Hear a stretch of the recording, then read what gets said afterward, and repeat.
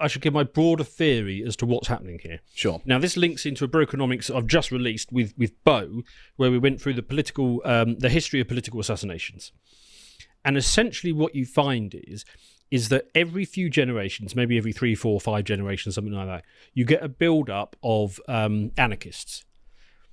And I'm basically talking about the Antifa of today. Now, Antifa call themselves anti-fascists, but if you look at their political philosophy, they are anarchists, yes. And it's the same anarchists that manifested in the 19th and 18th and 17th century. They're all the same thing.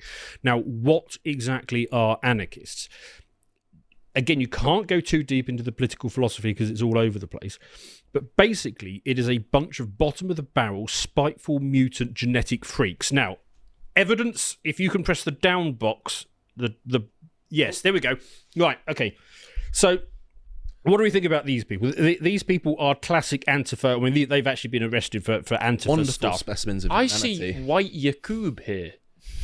What's a Yakub? Right, okay, so 1, 2, 3, 4, 5 from the left. Oh, I see. The second row down. Oh, you're right. Yeah. Yes. The man, the direct middle? No, between the yellow and orange hair and the pig and the lady. fat woman. Yeah. Yeah. He's got an enormous head which goes out like an inverted pyramid. It's like his face has been poorly mirrored.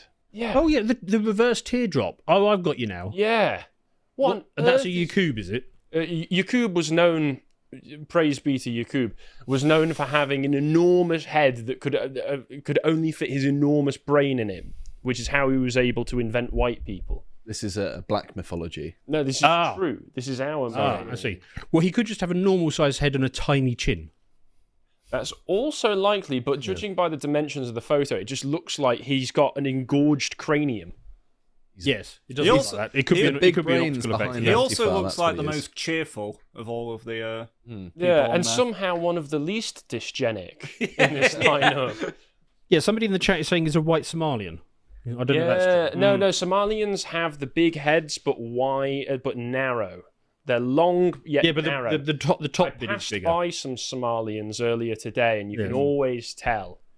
You can even tell between Somalians and Eritreans, even though they border each other. Yeah. You see the starting character from Bloodborne, third from right at the top there. Third from right at the top. For the default. He actually is. I'm not getting these references. Sorry, it's a video game. And right below him is oh god, who it's Peanut Arbuckle.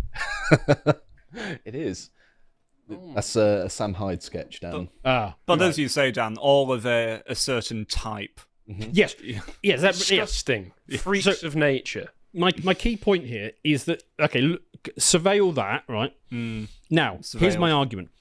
In any previous age of man, say like the Middle Ages, whatever, these things would have been mistaken for a fey creature of the night, and people with pitchforks and torches would have driven them off, right? And then they're going to have to live in the woods or something, and then every so often they'd try and come back into town, and they would be, mistaken for, I don't know, name your mythical creature. Oh, one of them's definitely Grendel's mother. Yes. A werewolf. Yes. Chimera of some form. And what would happen then is they would form the basis for fairy stories to scare small children about you better come home at night and, behave yourself, because otherwise one of these things will get you, which would have been mistaken. They're not actually mystical creatures, but what they are is absolute bottom of the genetic barrel.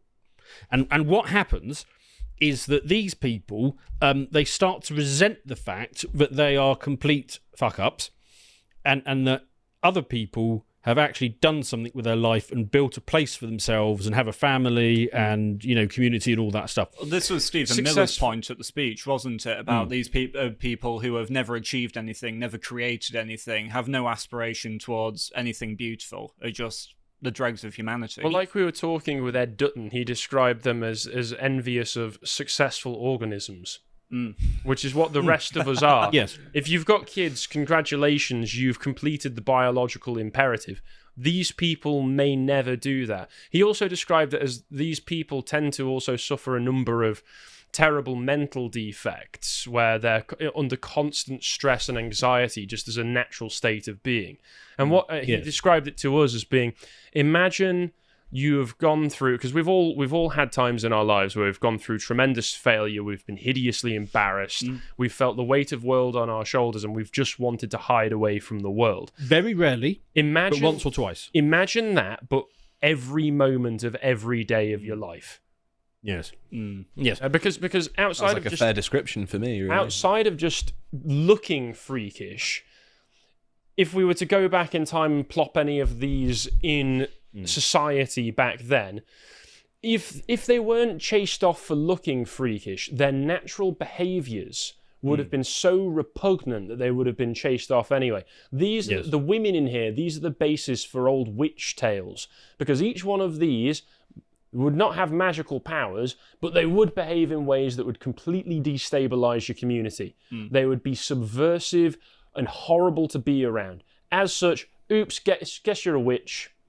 I think also Guess on these the bundle people of sticks. They would stop your crops growing. These people do also, by their presence, drag some relatively normal people down as well. The sort of broken window effect, because I'm looking at the girl two across from the man who looks like a Victorian quartermaster with the spider on his neck. The one, yes. two to the right. Yeah, there you go. She doesn't look too, not normal, does she? Hang on. Have you veered this into Shag, Marry, Kill? Unintentionally. Okay, which one? if you had to make a life with one of these creatures, which would it be? I'll leave this to the experts. No. That doesn't. You can't work like abstain if we're all. Who says? You two have opted into this. I never agreed to this. Go on, Harry. One's got to take your pick. None of them have to, actually. Yes, it is Bet tricky. you like that fellow with a big beard, don't you? He looks like one of the more normal men in this actually. lineup, to be fair. Genuinely. Yes, actually, you could see him at a Nando's or something, couldn't you? Yeah, I could see him at a metal gig. Yeah. Yes. You see lots of people like him at metal gigs, don't you? Yeah. Oh dear, what's up with that one? Which one? Tram line across the The house. one who looks like he's been wrapped in paint to pull, like to just when you. Oh, the one that's looks like the person lips. Yes, he just gets smaller as he gets down. I mean, I can't tell his if legs that's a are man or probably a some woman. Tiny I think point. it's a man. Looks like they're sucking on a lemon. But anyway, There must be more. we've talent got like waylaid. Yes. It's only me is You fascinating. didn't tell me who you would shag, marry, or kill, Josh. That one in the top right is hideous, but one of the least worst I've seen so far. So I'm going to have to bookmark that one. Make a note, Samson. Yes. I mean, I did pick out a normal one, so Yeah, so you would marry the one who looked relatively normal. None of them are even Asian. yeah. This is a difficult choice for Dan. Why are they all white? That's true as well, isn't it? I think this is from Portland, which is quite a white area Well, as that well, explains. which selects for it, as well as the fact that radical leftism seems to select for Yes. whites. Yeah, there's a few mixed and one black girl in there. That's true, but she looks like a sort of default black girl. She doesn't necessarily look out of type. I bet she's called Loquisha. Anyway, we're meant to be talking about political Oh, violence. yes. Anyway, right. So my theory is actually, and Harry did touch on a good point, and you didn't exactly describe it like this, but Antifa is effectively a bio-Leninist dating organisation rather than a serious political organisation. So I will add that right now. So my argument is that these people are just genetic freaks, and they resent people who have a good life. And what happens is every few generations you get enough of a build-up of these people, probably because we haven't had a war or something. Because you can imagine, right, in a pre-civilized age, these people just wouldn't survive. I mean, if we're hunter-gatherers on the plain, and any of those chaps had to go off, apart from the one who looks like he's a metal bat, he might be able to hunt an elk. But all the rest of them, they would not be able to hunt an elk or find a man who could hunt an elk to look after them. And they'd be simply removed from the gene pool. And if you get these long periods of stability, then what happens is you just get a build-up of the freakish. I mean, these are human cancer cells. You get a metastasization of the human cancer cells, and they cause problems. And what I found in the Brokenomics I did with Bo about political assassinations is basically every few generations you just get a big spate of what did I call them? It's Gen X. Cancer No. cells? Some mutants. What are they called? Anarchists. Yes. Every few All generations, synonyms. you get a big build-up of anarchist political assassinations, and it's like a big bump of, you look at the record. It's like, oh, okay, where's all the political assassinations? And you go back another decade. Oh, there's shitloads of them. So the previous time was the 60s. Lots of political assassinations in the 60s, and there's like bits in the 19th and 20th century as well. Just shitloads of assassinations, all by anarchists, all bottom of the barrel freaks, all people that we need to find a humane way of purging from existence somehow. We need to take these. Well, the Victorians had this one figured out, Yes. because Right. it's best epitomised by a line in the Kinks song, actually. Give the scum a gun and make the bugger fight. You send them out to the front lines, and this is sort of a sentiment echoed in the era of, I know it's mentioned a lot in the Sharp series as well, where you take the scum of the earth and you make good men out of them, but if they die, they die, so it's no big loss. So what we need to do is either have a war or fake one, but put it on TV, and just maybe us, France, Germany, New Zealand, whatever, we can have a war with America, and we just send these freaks out to annihilate it, or something like that. I haven't really worked out what we're going to do about it. There is another solution. Not that I would ever advocate for political systems which are basically illegal to advocate for in Europe. But one of the other examples of Where are you going with this? one of the other examples of a political build-up of anarchists is in the late 1910s and early 1920s in America, mainly coming from Italy, because there was the 4 Red Years in the lead up to the March on Rome that Mussolini led in 1922, where Italy was run by anarchists and communists, and everything went to complete shit. Mussolini builds up his fascist forces, who then go on to beat the absolute shit out of them, marches on Rome and is granted premiership by the King of Italy, and just completely shuts down opposition parties, at which point all of those absolute dregs of society who'd been fucking up Italy for 4 years immediately move to America. And what starts to happen in America, we start to get, and a few had moved over in the early, before then anyway. What happens in the late 1910s and early 1920s in America, all of a sudden you get Italian mobs moving in, and you get Italian anarchists suddenly committing dozens of political assassinations. There's a funny parallel to this. But Italy suddenly started working great. So we need to syndicate crime organisations in somewhere. So I have another proposal, not so serious one if the law is watching. So in the French Revolution, there were a group of aristocrats that dressed up in their sort of Sunday best and went out and started beating up the poor, the sans-culottes, the people that were supporting the revolution, just out of spite, really, just to show them what for. But I can't help but feel there's a sort of parallel here of the people with, a good education and well put together and a family going out and beating up the spiteful, I think is what naturally seems to happen. Because there are so many examples of it. You've got an example there in Italy. I've got one in revolutionary France. And I think there is some degree of it going on in the US, when you had the Proud Boys. Exactly.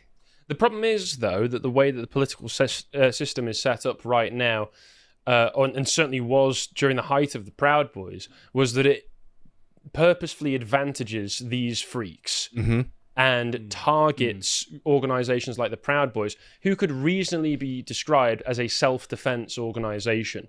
You have Antifa popping up in your towns, coming to your local neighborhoods and your shops, beating people up for no reason, protesting, causing all sorts of trouble. These organizations pop up organically as a response to that. Like an immune system response of America itself. Normal guys decide, let's go and protect our neighborhoods, but the government focuses and targets them. Well, and it's because only recently with Trump targeting Antifa that anything is being done. If there's a group of men distributing justice, it's a threat to the government, whereas these people aren't a threat to the government. They've been shock troops for the government. Yeah, groups of competent men are a threat to the state because they have a monopoly on violence. Not to sound too libertarian, but it's true, though. It is true, yeah. Libertarians get plenty of the analysis right. Blimey, I never thought I'd hear you say that. Got to pinch myself. I agree with lots of libertarians on lots of things.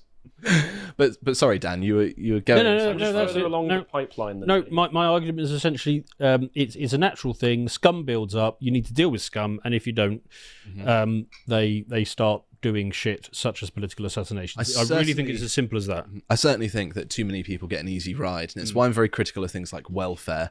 In that, when you have a system where people help other people voluntarily, they help people that normally deserve it. I don't think these people would necessarily get help, and they would suffer the consequences of their own actions. But by being insulated from these consequences, by having a coddling system, a sort of devouring mother of government, they feel like they can do whatever they want, and their life can't get much better or much worse because it's already rubbish. And it offers them with by using just constant rhetoric such as Trump is a Nazi and these Fourth Reich's taking over and the climate change and the world's all going to end. It offers them from their own point of view some path, like heroic narrative to be a part of that they simply cannot access. Well, it puts somebody below them. Yes.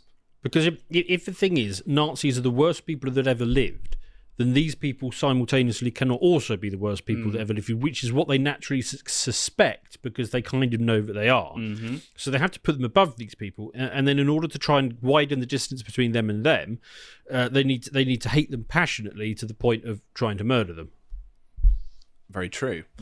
But I think that there's also another dimension to this in that a lot of society is increasingly urbanized, and with urbanization comes anonymity in the city. And when people lived in small villages, if you did or said something that people disapproved of, there's more likely to be consequences because they know who you are and where you live. Whereas these days, they can disappear anywhere. It's very easy for them to move away from where they live as well if they make too many enemies. Recognizable to me. I know, but Must we keep these dregs on the screen? no. If you enjoyed this piece of premium content from the Lotus Eaters, head to our website where you can find more.